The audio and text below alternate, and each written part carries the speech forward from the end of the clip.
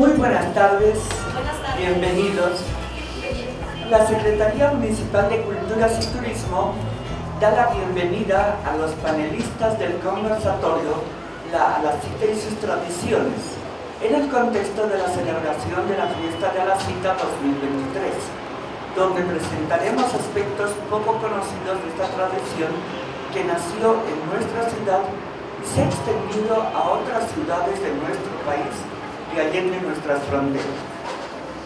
Para que nos ilustren acerca de esta fiesta tan propiamente paceña, nos acompañan intelectuales de gran nivel, quienes nos presentarán diferentes enfoques de la misma. Hoy nuestro primer panelista es el magíster Ramiro Fernández Gisbert, licenciado en Historia por la Universidad Mayor de San Andrés, máster en Historias Andinas y Amazónicas, diplomado en Educación Superior. Fue director del Archivo de la Paz, carrera de Historia de la UNSA, responsable del Instituto de Investigaciones en la carrera de Historia de la UNSA, catedrático universitario de la carrera de Historia, Facultad de Humanidades y Ciencias de la Educación de la Universidad Mayor de San Andrés. Fue docente archivista en el Archivo de la Paz, catedrático en otras universidades públicas y privadas, catedrático del Instituto Normal Superior Simón Bolívar, institución formadora de docentes de primaria y secundaria, capacitador y educador popular en programas no gubernamentales de apoyo social en el área urbana y rural. Entre los libros que ha publicado podemos mencionar en 2022, Retazos y relatos de mi existencia, cuentos e historia. 2021, la educación en la historia de Bolivia, de próxima publicación. El 2012, Manual didáctico para la formación de investigadores en historia. En 2011, Didáctica de la historia y ciencias sociales. 2009, La Paz, historia y desarrollo del potencial turístico de las 20 provincias paceñas, en coautoría con Hugo Flores.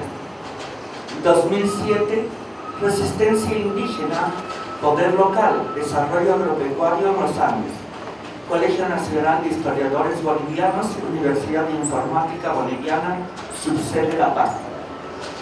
1997, Manual de elaboración de perfiles y de tesis para la licenciatura en Pedagogía, además de una enriquecedora cantidad de ensayos, artículos, diagnósticos, monografías y otros. La conferencia que nos presentará hoy es Fundamentos históricos y culturales de la fiesta de la Cita. Por favor.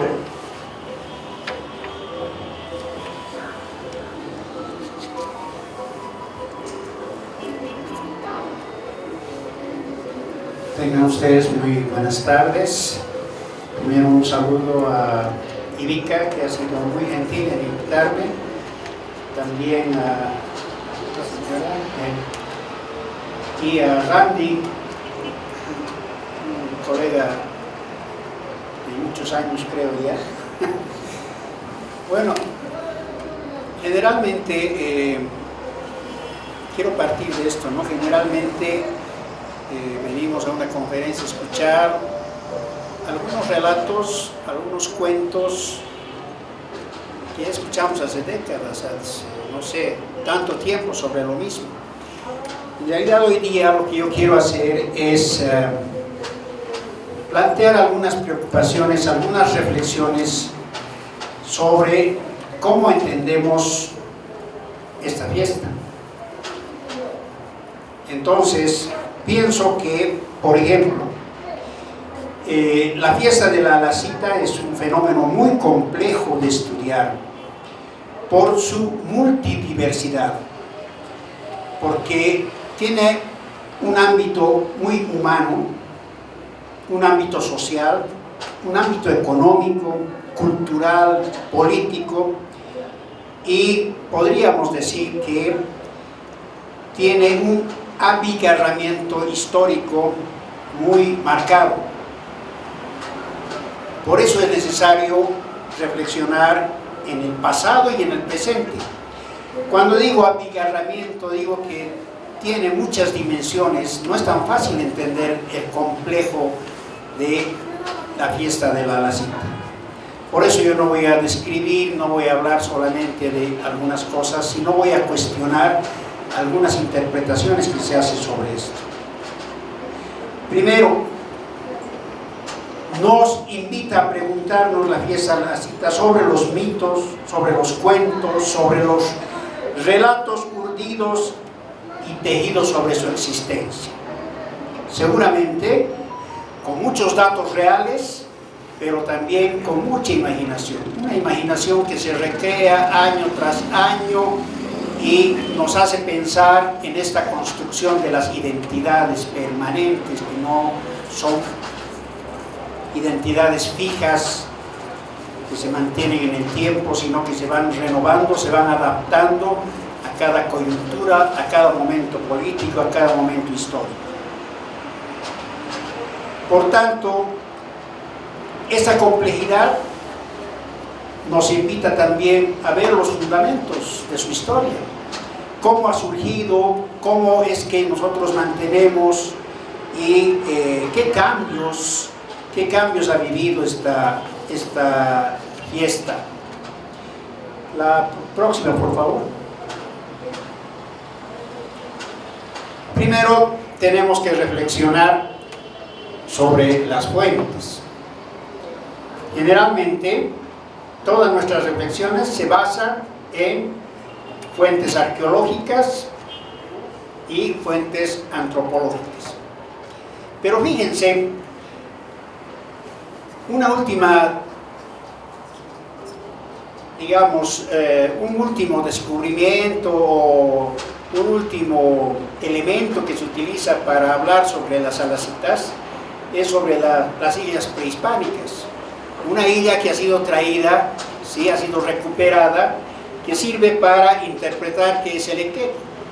Una primera pregunta que hacemos ahí es: ¿y cuántas islas más hay prehispánicas? Podemos ver en los museos también muchos restos arqueológicos sobre esa fiesta. O estamos creando sobre una isla, estamos creando un gran universo de cosas, tal vez muy imaginativas. Entonces es un elemento que nosotros tenemos que tomar en cuenta. ¿Por qué? Porque aquí está un primer elemento. Si se habla de una isla prehispánica, después se viene hablando de el Equeco, pero por esa infografía que se ha hecho, podemos ver que el Equeco ha ido evolucionando, ¿verdad? Ha ido cambiando, incluso de rostro, ha ido cambiando de una serie de elementos que cargan el tiempo y hasta hoy en la modernidad. Hoy día carga celulares, carga todo lo que le interesa a la gente, entonces estamos moviéndonos entre la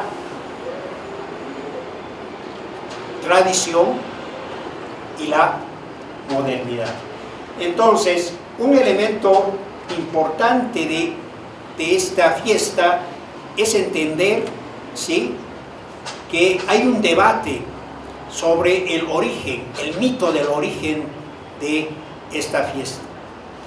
Y esta fiesta entonces tiene un contenido muy fuerte, un contenido religioso, un contenido también, digamos, mágico religioso, y está basado en mucho fetichismo, ¿sí? De tal forma que a los objetos reales les damos esa potencialidad de darnos la abundancia, de darnos la fortuna, de darnos todo. Entonces, estas miniaturas, todos estos elementos, estas illas, estas cispallas de las que hablamos permanentemente en términos antropológicos, siempre tienen esa potencia de crear nuestra abundancia, nuestra suerte, nuestro destino, etc. Entonces eso tiene que llamarnos la atención cuando nosotros nos dedicamos a la investigación, porque si creemos ciegamente en algo, podemos estar contentos, disfrutar la cita, la fiesta, pero si ya nos preguntamos en una investigación sociológica, una investigación histórica, una investigación antropológica, tenemos que cuestionar, preguntar de dónde viene cada una de las cosas y el por qué se ha originado. La siguiente, por favor. Entonces, cuando nosotros pensamos en estos elementos, también pensamos que todo lo que sabemos sobre la fiesta de las Salacitas está basada en bibliografía, está basada en documentos, está basada en periódicos. Justamente, si hoy día podemos mencionar algo sobre las Salacitas, siempre van a venir estos autores, ¿no? Villamil de Rada, Sotomayor, Roberto Santos, que se llama Germán Choquehuanca, Carmen Loza, ¿sí? Milton Eizaguirre, todos los que han ido investigando y dan nuevas versiones, ¿sí? Y quizá yo pueda repetir todo lo que ellos han dicho, ¿sí? Pero ahí está el tema, ¿sí? ¿Qué de nuevo podemos traer nosotros en esta interpretación? Porque podríamos ir repitiendo todo lo que se ha ido generando en esta bibliografía, mandarles a ustedes a leer el internet o leer la bibliografía. Entonces, nosotros decimos, sí, esto todavía necesita más investigación, porque de tiempo en tiempo se va copiando al otro autor, se va repitiendo lo que dijo el otro autor y vamos acumulando, ¿sí? Y de pronto no hay investigación histórica real. No siempre las calles de La Paz eran grandes mercados, han ido progresando. Por ejemplo, hemos estudiado cómo el Mayamicito se ha desplazado a la Uyustus, ¿no? Entonces, en la colonia se ve que, por ejemplo, y en la República, cómo se ha ido desplazando la existencia de estas pequeñas ferias. Hoy día, esta feria es enorme. Si vemos solamente la de la Camacho y todo, pero el Alto.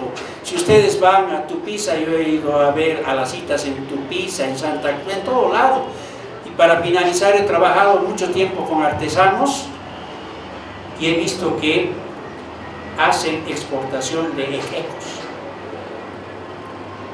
Y unos equecos así grandes al Brasil. Y aquí, del mercado artesanal de San Francisco, hay unos especialistas que llevan al Brasil equecos. Qué fenómenos tan interesantes esos, que merecen ser reflexionados. Muchas gracias.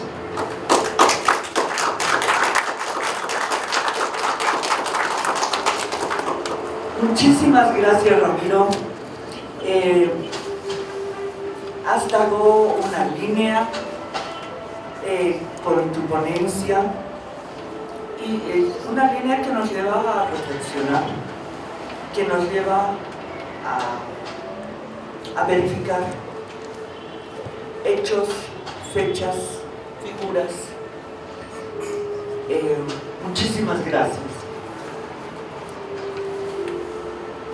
A continuación, es un honor para mí presentar a la licenciada Doris Butrón Untiveros, licenciada en Sociología por la Universidad Mayor de San Andrés, Bachelor in Literature en Historia Política por la Universidad de Oxford.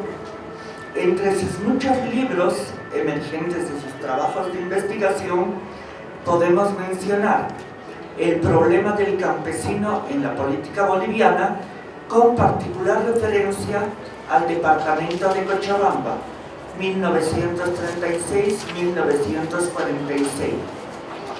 Cerámica de Huiculi, la festividad de Nuestra Señora de la Paz a las citas y los artesanos, 1825-1900. Época de oro de las miniaturas en Alacitas, 1859-1892. Periodiquitos de Alacitas, 1846-2003. Nuestra Señora de la Paz, Alacitas y Alacheco, 1901-1924. Además de importantes artículos, ensayos y otros. Y precisamente ahora tiene casi en el horno una obra más. Su conferencia se denomina La fiesta de Nuestra Señora de la Paz y a la Cita, 1900-1925. Doris, por favor.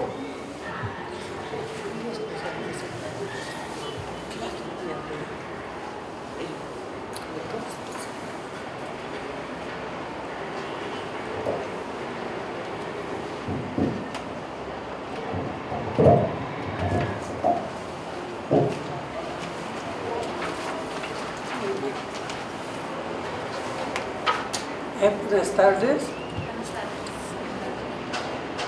Es un placer para mí poder dirigirme al público después de haberme pasado muchos años investigando el tema de la Feria de las Citas. Pero al mismo tiempo, cuando yo inicié la investigación, encontré particularmente en el siglo antepasado que habían 3 días de festejo en la ciudad de La Paz.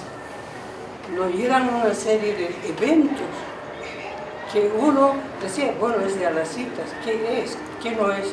Entonces yo investigué.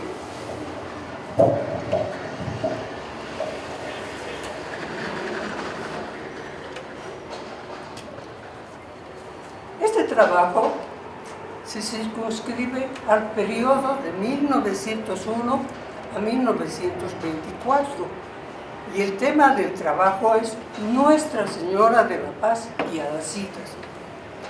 Después del descubrimiento de América se inició un periodo de fundación de las diferentes ciudades coloniales organizadas bajo las leyes de los reyes de España, trazado de las calles, la construcción de oficinas públicas y la construcción de iglesias, conventos y monasterios para el culto a la Iglesia Católica.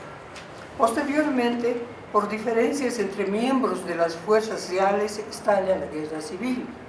El presidente Pedro de la Gasca, después de la victoria de Sacsayhuamán y con el afán de pacificar el Perú, encomendó al capitán Alonso de Mendoza a fundar un pueblo nuevo bajo la denominación de Nuestra Señora de la Paz, que esté situada entre el Cusco y Charcas, el 20 de octubre de 1548. Se funda la ciudad de Nuestra Señora de la Paz. De acuerdo al trazado de la Plaza Mayor, la iglesia matriz estaba situada en la acera sur. Inició su construcción en 1551 y fue consagrada en 1684. Constaba de 3 naves, 3 capillas laterales y un altar mayor, donde se veneraba la efigie de Nuestra Señora de la Paz. Por bula de erección de 1605 se creó el obispado de la ciudad, que permitió a la Iglesia organizar el cabildo eclesiástico de la Catedral de Nuestra Señora de la Paz. El estado ruinoso de la catedral indujo a las autoridades a tomar la decisión de proceder a la demolición. En 1927 se trasladaron los servicios de la catedral a la iglesia de Santo Domingo.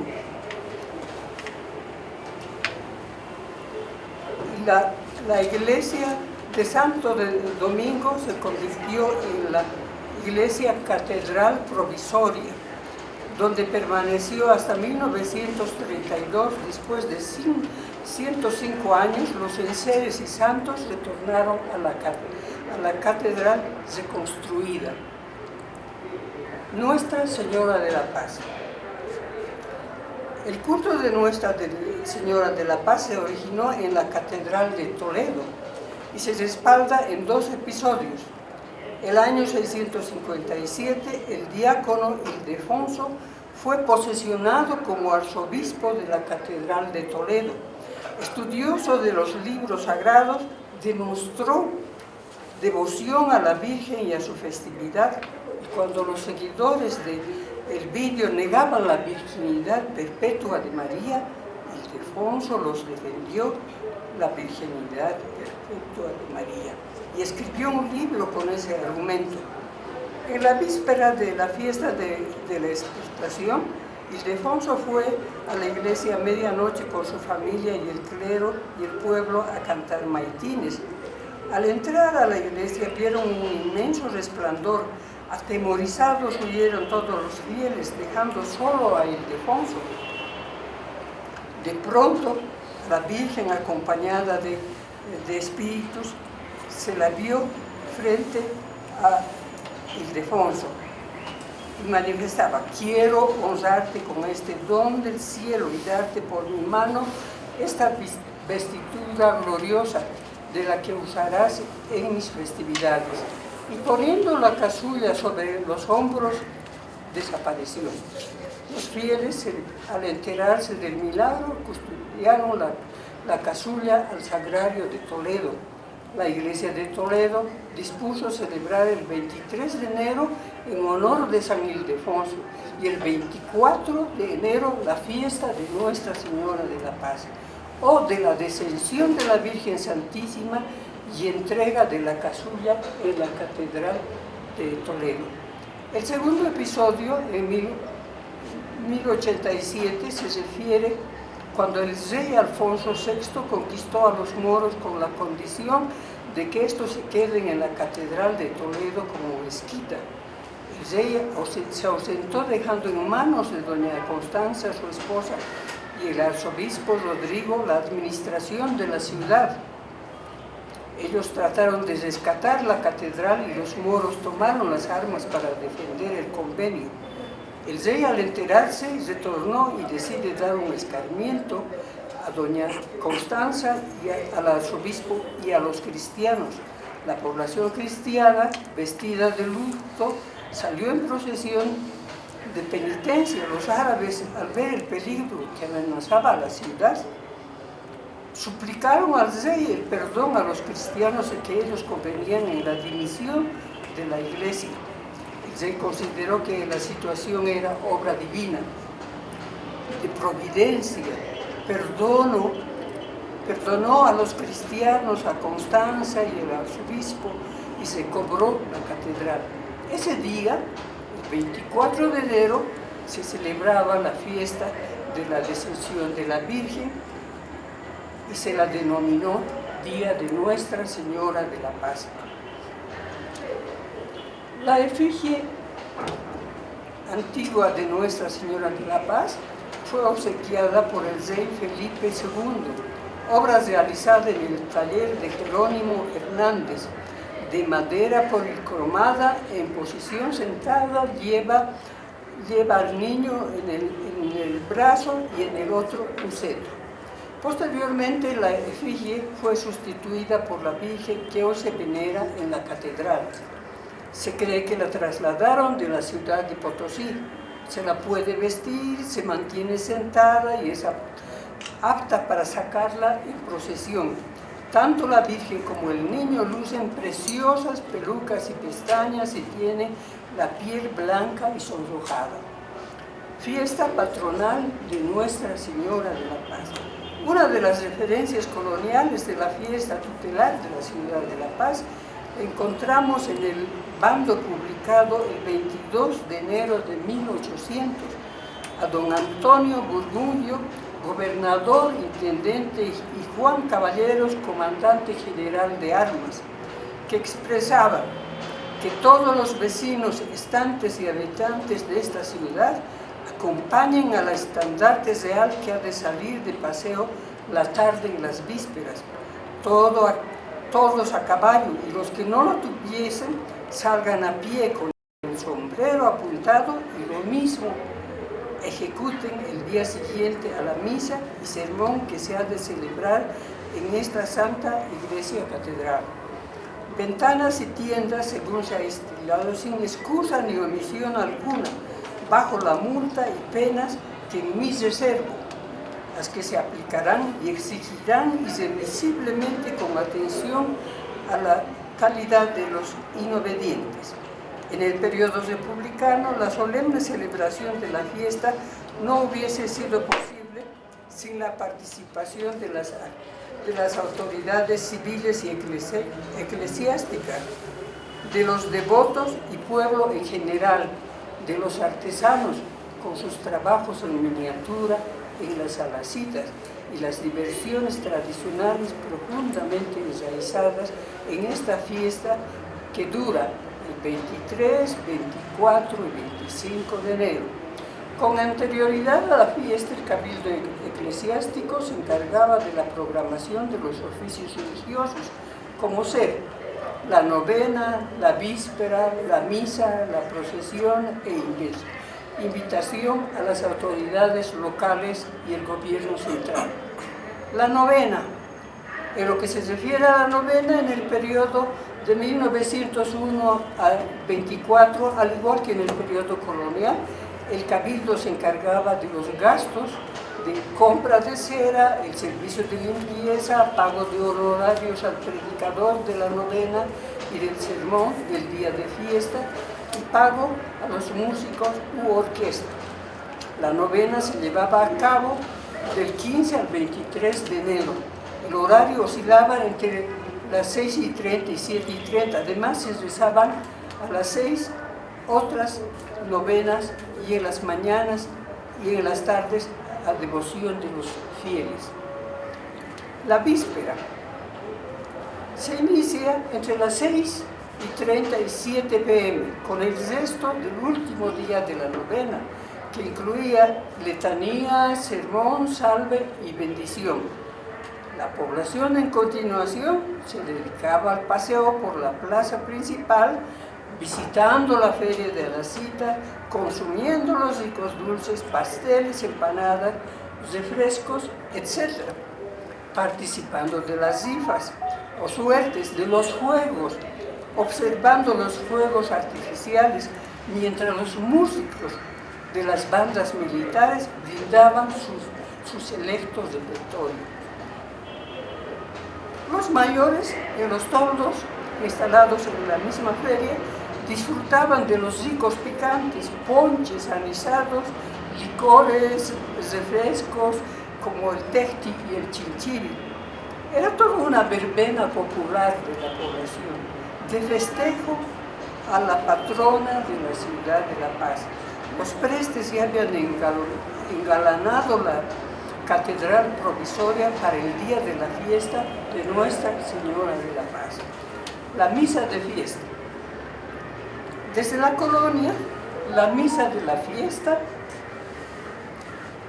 patrona de la ciudad en la catedral, era celebrada por el obispo y el cabildo eclesiástico y solemnizada con la asistencia oficial o asistencia de tabla en la catedral, que consistía en la asistencia obligatoria de los empleados públicos, civiles y militares a la misa de fiesta. Sin embargo, es preciso referirse al presidente José Manuel Pando del Partido Liberal. El gobierno centralizó el poder legislativo y ejecutivo en la ciudad de La Paz, como bien sabemos.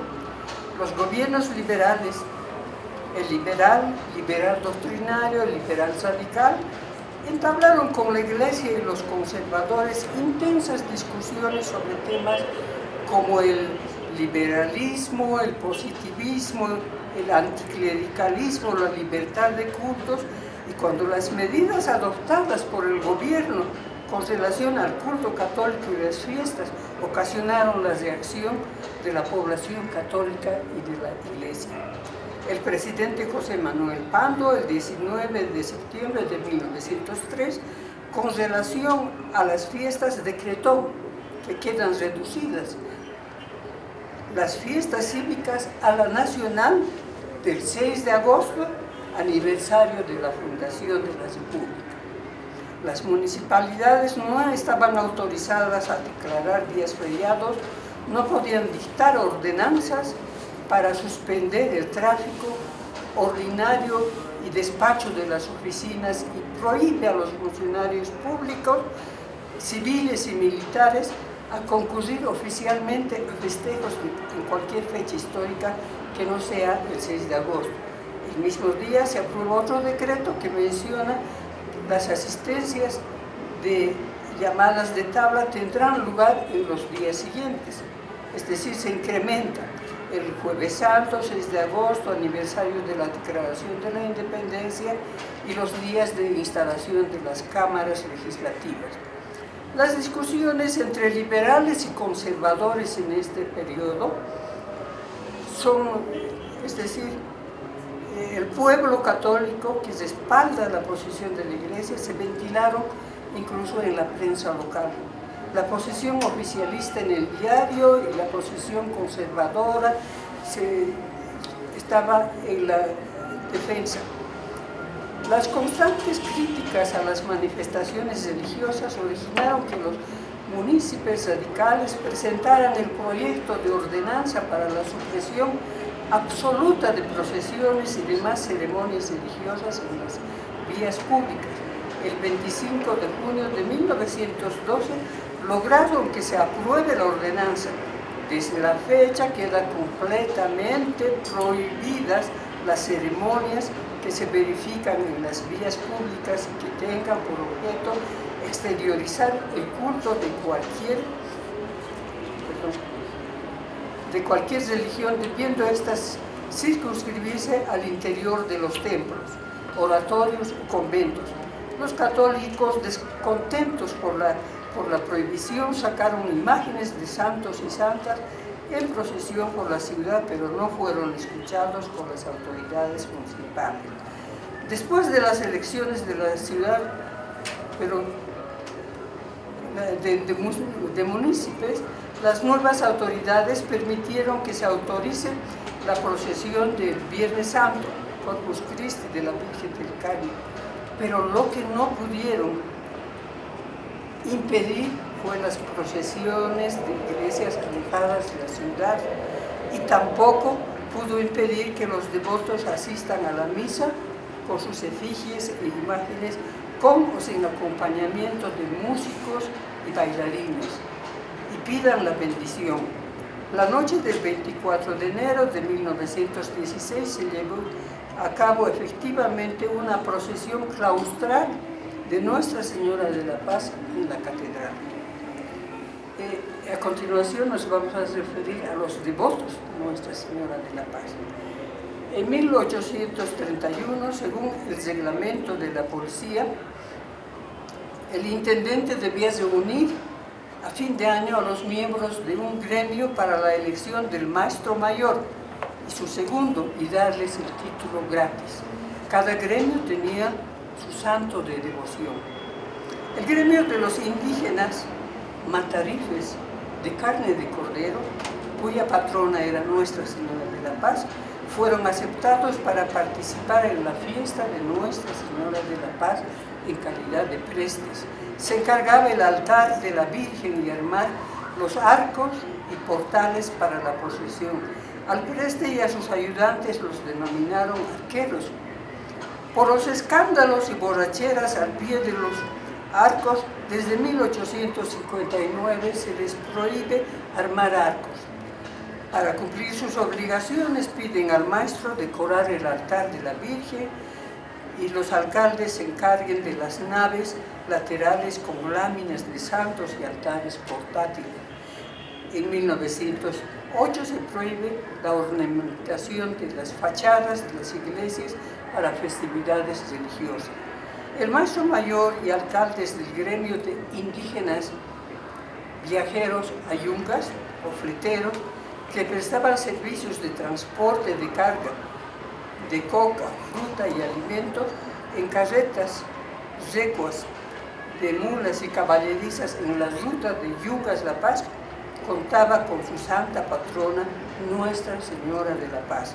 Los fleteros desde el siglo pasado a devoción presentaban a la fiesta bailarines o tropas de callahuayas, previo permiso y pago de la patente al municipio. Las autoridades municipales mostraban poca predisposición de ver a los bailarines en la ciudad. En 1908 prohíben por completo la entrada de tropas de indios bailarines a la ciudad dentro del radio urbano. Los bailarines podían circular en San Pedro, la calle Tumusla, la calle Illambu, la plazuela de San Sebastián, sin llegada a la Plaza Murillo. Los callahuayas estaban compuestos de 1 o 2 docenas de mocetones vestidos de gala que llevaban en la espalda una manta triangular pequeña sobre la que habían cosido monedas antiguas perforadas y con paraguas en mano bailaban al compás de bombos y zampones. La feria de las citas y las miniaturas. Ahora nos vamos a circunscribir a la feria, que era parte de la fiesta. Al finalizar las vísperas y la misa de fiesta, la población se dirigía a la plaza de Alacitas, al paseo de Alacitas o a la cita. La Alacita estaba situada en la plaza principal, frente a la catedral en construcción, donde se comercializaban miniaturas artesanales expuestas en puestos de venta y puestos de rifas. Nariz aguileña y otros de rostros surcados de arrugas, de ojos verdes, azules, celestes, etc.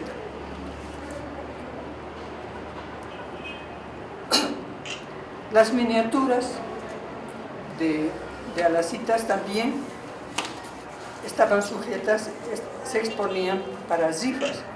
Las rifas o suertes, previamente el interesado solicitaba permiso para la rifa e informaba el monto de los productos a rifarse. Se determinaba el monto de las cédulas blancas y premiadas y finalmente cancelaban la patente. Las rifas y bazares se multiplicaron enormemente en la feria en este periodo. Habían rifas de sociedades de beneficencia, rifas de plantas, rifas de miniaturas nacionales e incluso se instalaron en locales comerciales que las denominaban tiendas de suertes, con rifas de gramófonos y rifas de joyas y alhajas, y rifas de pinturas y obras de arte. Algunos comerciantes se instalaban una rifa en la Alacita sin trámite, algunos sabiendo que estaban sujetos al pago de la multa. La emocionante forma de probar la suerte de la población ocasionaba la crítica de la prensa. El diario en 1916 opinaba: las rifas han hecho su agosto al amparo de la candorosidad del pueblo, que no puede resistir la tentación de probar la suerte, a pesar del convencimiento de que tiene que todas esas rifas están establecidas a base del fraude más descarado. A pesar de las críticas de la prensa, los asistentes a la feria de Alacitas insisten y seguirán practicando en las rifas el probar la suerte hasta que se logre otra forma de realizar las rifas. Aquí llegamos a otro aspecto que ya lo hemos mencionado antes, los víveres, ¿sí? Ya terminé. Los víveres y las frutas, muy importante. El 24 de enero de 1783, día de fiesta de Nuestra Señora de la Paz, se celebró la misa de acción de gracias y reconocimiento de una población profundamente católica a Nuestra Señora de la Paz por su intercesión para vivir en paz y que les permita adquirir los alimentos con la creencia de que tendrán en abundancia. Ese día los productores de verduras se habían presentado a la plaza principal con las mejores verduras y vegetales para el consumo de la población. Desde entonces,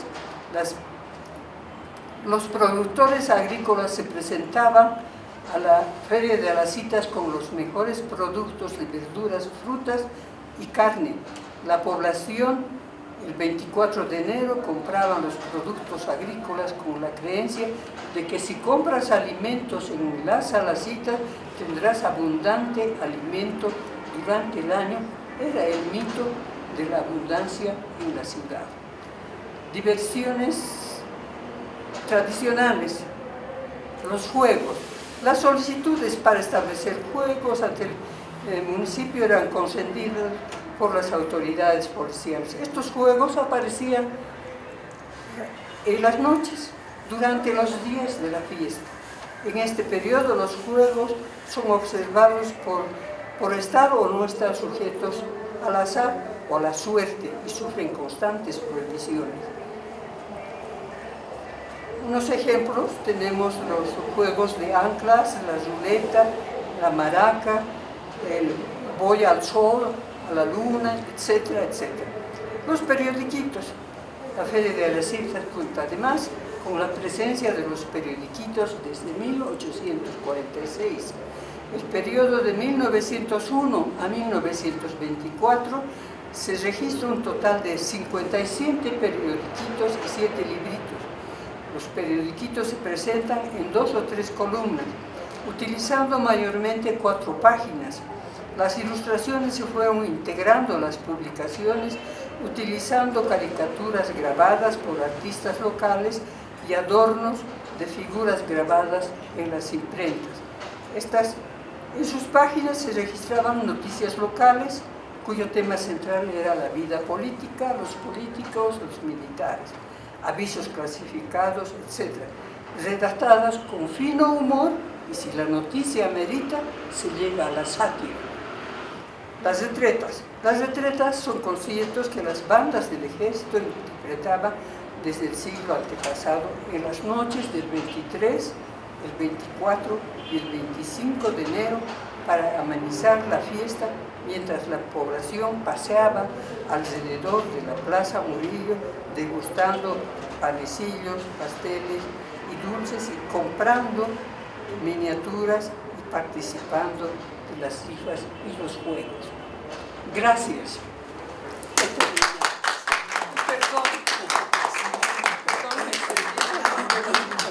Muchísimas gracias, Doris. La licenciada Butrón nos ha mostrado un abanico de diferentes elementos. Además, ha hecho una construcción cronológica de lo que conocemos hoy como la Feria de Alacitas. Muchísimas gracias, Doris. Ahora tenemos acá al licenciado Randy Chávez García, al máster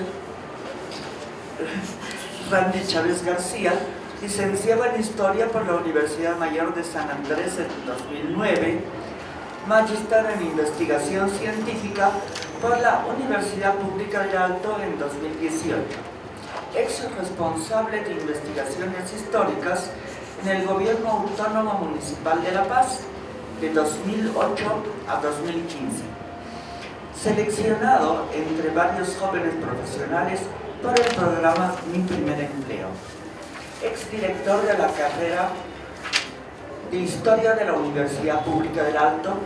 Realizó varias investigaciones respaldadas en documentación escrita existente en la historiografía paceña. Ha escrito varios trabajos de historia, leyendas y tradiciones paceñas.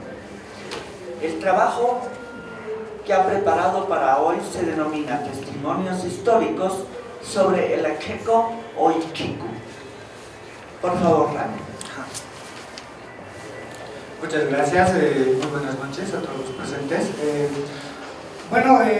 Lo voy a hacer rápido, así para que no durmamos, ¿no? O sea, que no nos dé sueño. ¿Qué es lo que pasa? A ver, con historia, vamos a hablar un poquito de historia, ¿no? A nosotros los historiadores nos gusta compilar información, ¿no? Los datos. Para nosotros es todo los datos, porque sin datos no podemos decir nada, ¿no? ¿Qué vamos a decir si no hay datos? En ese sentido, hacemos una diferenciación de datos, ¿no? Los historiadores, ustedes ya lo deben saber también, ¿no? La fuente primaria y la fuente secundaria, ¿no? La secundaria es obviamente los libros que ya están fabricados con la idea, con el pensamiento del autor, etc. Y la fuente primaria es, supongamos, ¿no? Una fuente más fiable, por ejemplo, el periódico, ¿no? Donde las noticias generalmente no son, digamos, no están muy modificadas. En caso de dictaduras sí, obviamente se modifican. pero cuando estamos sin dictaduras y democracia, obviamente las noticias, digamos, son lo que está sucediendo al día, ¿no? Entonces, ahí, digamos, es bien importante diferenciar, ¿no? Y al Ekeko, nos vamos al Ekeko. ¿Qué es lo que pasa con el Ekeko, digamos, ¿no? Tenemos un Arturo Poznański, quien va a escribir su libro, obviamente, muy inteligente el hombre, en castellano y en inglés, donde nos dice, ¿no? Bueno, en este sector donde estamos excavando en Tiwanaku, desde luego, nos dice, ¿no? Hemos encontrado unos ídolos, nos dice, ¿no? Unos pequeños ídolos que Ponce Sanginés va a hacer un estudio más profundo, digamos, y nos va a mostrar, ¿no? En Tiwanaku se han encontrado estos dioses, digamos, ¿no? O estatuillas de dioses, donde tienen una joroba, nos va a decir, ¿no? O giba también le dicen, ¿no? La joroba giba, gibosos también, con jorobas. La cuestión es que en estos, digamos, estatuillas que se van a encontrar, se va a pensar que se hace una alusión al dios del rayo, ¿no? Porque tiene la espalda en forma de S, ¿no? O rayo, digamos, ¿no? Entonces, Ludovico Bertonio, un jesuita que va a venir, va a estar en Juli, en Perú, actualmente Perú desde luego, él va a escribir un diccionario aymara, ¿no? Y ahí en 1612 se va a publicar, 1612, repito, este diccionario, y ahí nos va a indicar, ¿no? Ekako va a decir, ¿no? Con A, nos va a decir, ¿quién es? Va a decir, ¿no? Va a decir que es un dios andino, desde luego, nos va a decir que también es conocido por los quechuas como Tunupa, nos va a decir, ¿no? Y cuando se investiga quién es Tunupa, ahí está pues, el dios del rayo, ¿no? Y en ese sentido, entonces, gracias a, digamos, este diccionario de 1612, nos va a decir que este personaje también llamado Ekeko, también era un personaje que hacía mucha artimaña, ¿no? Es decir, mentía, engañaba, etcétera, etcétera, ¿no? También en este diccionario nos va a contar que ha ido a Copacabana y ha tenido relaciones amorosas, digamos, ¿no? Con dos bogas, nos dice ahí, ¿no? Que equivale a decir sirenas del lado de acá. Y el nombre más anota, ¿no? El diccionario, que es Quisantú y Umantú se llaman las dos hermanas, ¿no? Entonces, eso más está ahí, ¿no? Luego se nos va a explicar, ¿no? Que este personaje, por otras tradiciones, por otros escritores, de que lo van a digamos, a atar, lo van a atar, eso es lo que dice, ¿no? Y lo van a sacrificar, lo van a lanzar al río, y dice, ¿no? Cuando su cuerpo va a chocar tierra, se va a partir el río Desaguadero, dice, ¿no? En dos, ¿no? De ahí dice, ¿no? Que está partido en dos, o sea, que ha sido porque su cuerpo lo tocaba, ¿no? Entonces, en 1612 va a notar eso Ludovico Bertonio, y gracias a eso, digamos, se va a relacionar a Ekeko y Tunupa, ¿no? Carlos Ponce Sanginés va a escribir de esta forma Ekeko y Tunupa, o Tunupa y Ekeko, y ahí va a hacer una compilación de todas las esculturas o ídolos que han encontrado en Tiwanaku, ¿no? Y también va a hacer una comparación con los quechuas, ¿no? Y en los quechuas va a ver que en muchos dibujos, en los queros, que son esos vasos, ¿no? Que hay imágenes de gibosos igual, ¿no? De jorobados ahí. Entonces, ¿qué va a decir él, no?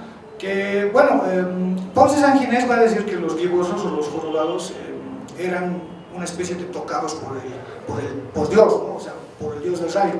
Y de esta forma, entonces, formaban parte del cortejo del Inca, ¿no? Es decir, trabajaban para el Inca, eran sus cortesanos, ¿no? Entonces, ese estudio lo va a hacer Carlos Ponce Sanginés, también nos va a explicar que las esculturas de los Ekekos o Tunupas han sido encontrados en Tiwanaku, obviamente Arturo Poznański va a ser el primero, ¿no? De ahí nos va a decir algunos autores igual investigando sobre el tema, ¿no? ¿Dónde se ha desarrollado por primera vez la cita? ¿No? Nos va a decir que ha sido en San Francisco, ¿no? En San Francisco, nos dice un autor, ¿no? También nos dice, ¿no? Que Sebastián Segurola va a ser quien va a llevar esta celebración al 24 de enero, ¿no? Primero se dice, ¿no? Cuando los españoles van a llegar, esta tradición que se celebraba en diciembre, o sea, que era una... Nos dice Sigoberto Paredes, nos dice, ¿no? Sigoberto Paredes, ¿qué nos dice? Medio tradición oral utilizar, porque no hay documentos que lo demuestren, nos dice, cuando los españoles han llegado, había una costumbre indígena, nos dice, ¿no? Era celebrada en diciembre.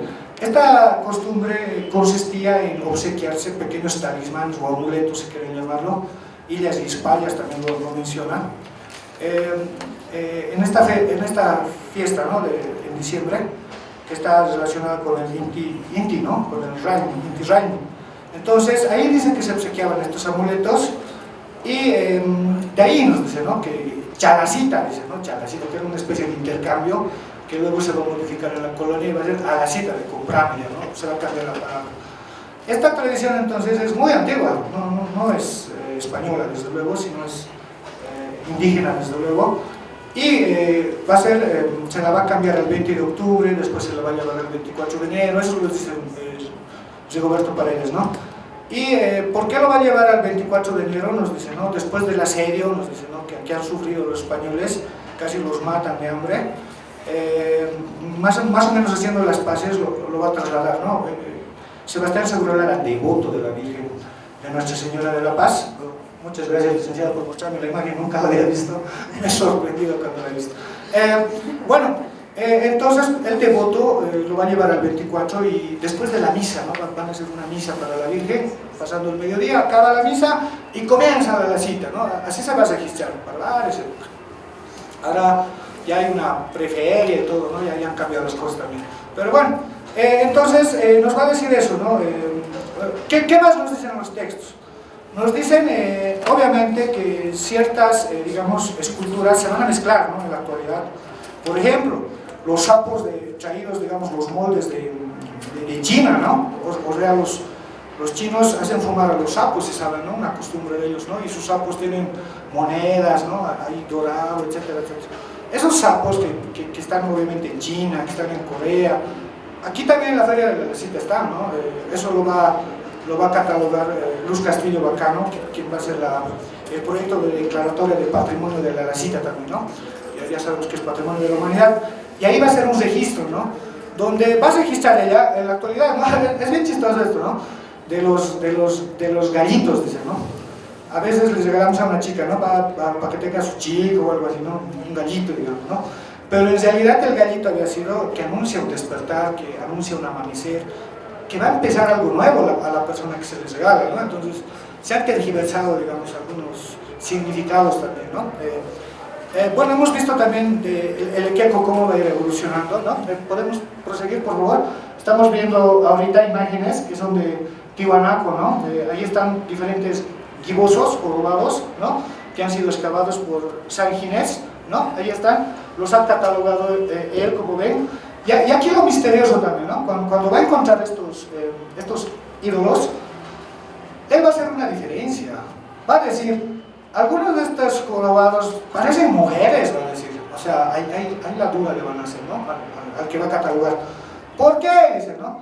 Aquí tenemos la prueba, ¿no? De Suiza van a traer a este equeco, que van a pensar que es la Pachamama incluso, ¿no? O sea, va a haber una pelea entre ideologías, filosofías, etcétera, ¿no? Donde van a recuperar esto de un museo de Europa y lo van a echar acá, ¿no? Entonces, aquí van a analizar y tiene trenzas y todo eso, ¿no? Entonces parece una mujer, van a decir, ¿no? Pese a que tiene giba, ¿no? Que tiene joroba, pero también tenemos estos otros, digamos, ¿no? Por el otro lado, hay también esculturas o ídolos que representan a personajes masculinos, ¿no? Entonces, ahí, digamos, va a haber un problema, digamos, ¿no? Si el equeco representa, digamos, el rayo o Tunupa, anteriormente se va a pensar o se lo va a relacionar con la fertilidad, ¿no? Desde luego, y ahora con la abundancia en la actualidad, ¿no? El equeco mestizo y ese chaposo que lo hemos recreado, ¿no? Ese ya es de la abundancia, digamos, pero este otro era de la fertilidad, digamos, ¿no? Entonces, ahí también hay una diferencia, digamos, a las que se va a llegar. Obviamente, ¿no? Ya hemos visto la transformación del equeco, ¿no? De ser una pieza lítica se va a volver a una pieza de yeso, donde se dice, no sé, la licenciada Butrón tal vez me va a ayudar a confirmar, las primeras esculturas que van a hacer de los equecos van a ser como una burla hacia Sebastián Segurola, ¿no? Por eso van a tener la indumentaria de chapetón, ¿no? Es decir, de la realeza, ¿no? De los soldados de la realeza y todo ello, ¿no? Y después, dice, ¿no? Antonio Díaz Villamil se va a meter con su obra ahí, su novela, donde va a recrear un equeco, digamos, mestizo, ¿no? Y ahí va a crear, digamos, otra imagen del equeco, y donde obviamente las manos hábiles de los escultores lo van a volver en un equeco mestizo, ¿no? En un chapetón gordito lo van a volver, ¿no? Y como lo conocemos en la actualidad, ¿no? rugosito y todo eso.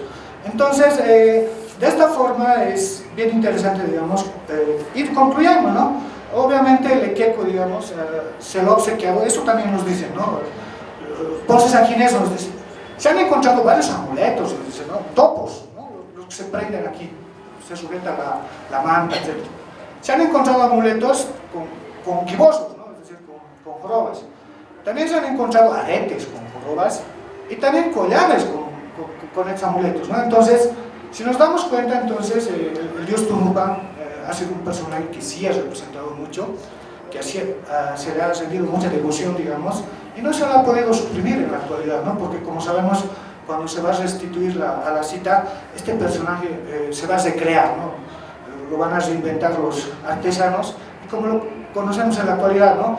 Inofensivamente lo tenemos al equeco de vez, ¿no? Con su boca abierta para hacerle fumar los viernes, para darle traguito, coquita, etcétera, costumbre también, pero lo tenemos ahí, digamos. Entonces, algunos lo van a tener como amuleto, antes era generalmente tenerlo en las tiendas lo tenían al equeco a un costado, y le hacían fumar los viernes, le hacían tributo, ¿no? Coquita, traguito, las que siguen. Entonces, como estamos viendo, este tipo de queco, digamos, o este amuleto, es de la cultura tihuanacota. Los quechuas también lo van a tener, desde luego, lo van a cambiar al dios Tunupa, ¿no? Y para los hermanos va a ser Ecaco, ¿no? Con A. Y lo van a tener en hachas, como estamos viendo ahí en la punta, ¿no? Y está un equeco en la cima, en una hacha, imagínense que era un adorno, entonces, muy requerido, digamos, ¿no? O sea, como un talismán, ¿no? Ahí estamos viendo. Sigamos, por favor. ¿No? Ahí está también otro tipo de esculturitas, como parejitas, ¿no? Dos gibosos, ahí está una mujer más, una mujer con joroba, ¿no? Continuamos, por favor. Ahí están de diferentes tamaños también, ¿no? Lo que se ha encontrado. ¿Por qué están estos dibujados? Ponce San Ginés nos va a decir, ¿no? Que está rota, obviamente, el original, y por eso lo tienen que dibujar, ¿no? Él lo ha dibujado para que vea, digamos, o se vea lo que estaba roto, ¿no? Continuamos, por favor. ¿No? Entonces, el gorrito característico, si lo estamos viendo allá, en cono, ¿no? En punta, en sus inicios, eso lo va a diferenciar, digamos, al equeco de Tiwanaku, ¿no? Con otros equecos, desde luego, o tunupas, como se lo podría decir, ¿no? Entonces, ahí va a estar la diferencia. Esto ya, como estamos viendo ahí, un giboso igual, ¿no? En un topo, ahí está el giboso, ¿no? Ahí está con su joroba. Entonces, este dios Tunupa ha sido muy utilizado por nuestras culturas, ahí está, por nuestras culturas andinas. Si bien ha iniciado con Tiwanaku, va a seguir con los aymaras y va a proseguir con los quechuas también, ¿no? Entonces, como hemos visto, este es el más antiguo, ¿no? El que se cree que es el iniciador, digamos, ¿no? Como ven ahí un poco deforme está, ¿no? Pero tiene una giba igual, tiene una joroba. A él no se lo ha podido catalogar esta escultura, ¿no? Es decir, no se ha dicho, es de Tiwanaku, no se sabe de dónde, se lo ha encontrado sí en el área andina, pero no se sabe de dónde es, ¿no? Concluyendo, ¿no? Entonces, gracias a todas las investigaciones, podemos decir, digamos, que estos tipos de amuletos que anteriormente en la época prehispánica servían, digamos, como talismanes, van a pasar a nuestra época en la actualidad, ¿no? Y gracias, como hemos visto a la doctora Doris Butrón, hemos visto que también los periódicos, los billetitos van a ir surgiendo, ¿no? Incluso ¿cómo se diría esto? Los pequeños objetos, perdón, que se van a reproducir según la época, ¿no? En la actualidad, sí. Hasta carnet de identidad tiene ya el equeco, ¿no? Bueno, para finalizar, quiero leer esto, un periodiquito de 1960. Saben, ¿no? Siempre les daban palo, digamos, a los políticos en la época, ¿no? Esto es de Lechín, si le conocen a Lechín, ¿no? Ahí dice lo siguiente, miren: vaya usted, señor policía, a uno de esos super elegantes boliches con sus letreros de chicharrón, fricasés y lechín al horno. Al comer de este último animal, se convencerá porque lo catalogamos entre los mayores cerdos. ¿Se les da cuenta, no? Entonces, ahí sí, si ven un poquito la sátira, digamos, no ha cambiado. Desde que va a aparecer, digamos, los periodiquitos, en la actualidad siempre van a abordar cosas de la época, ¿no? Por ejemplo, cuando estaban construyendo los puentes trillizos, ¿no? Han sacado un periodiquito igual, ¿no? Donde las cebras estaban peleando, ¿no? Con los policías para que les dejen construir, digamos, el último puente que faltaba y todo ese lío, ¿no?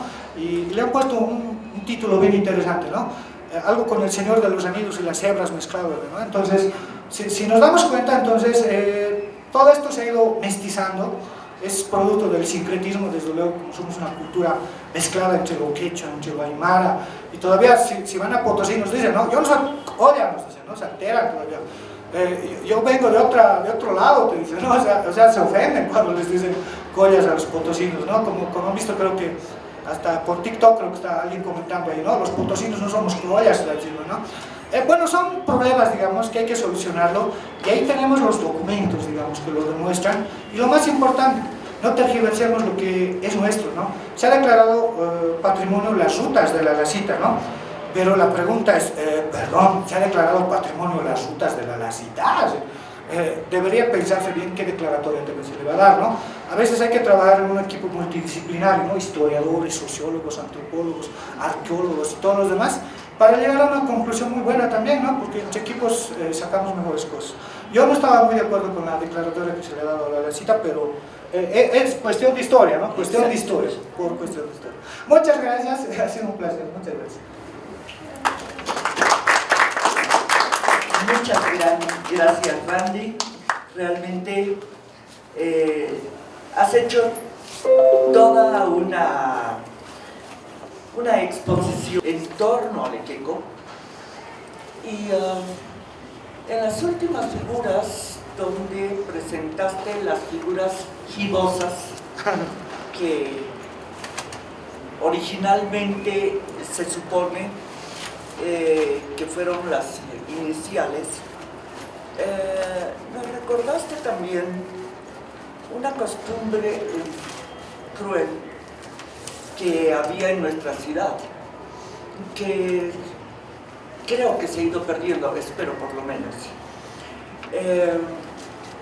Cuando había una persona que tenía una joroba, que tenía una jiba, la gente asimilaba esa joroba a la joroba del Equeco. Entonces se enseñaban a sus niños a que vayan y que les toquen la joroba, supuestamente para traer suerte a la casa.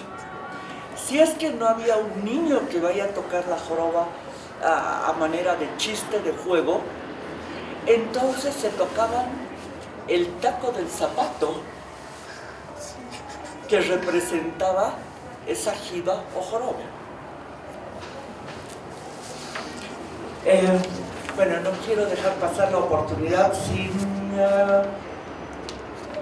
sin que nos recordemos de doña Carmen Beatriz Loza, que ya son 3 años y medio que se fue de este plano,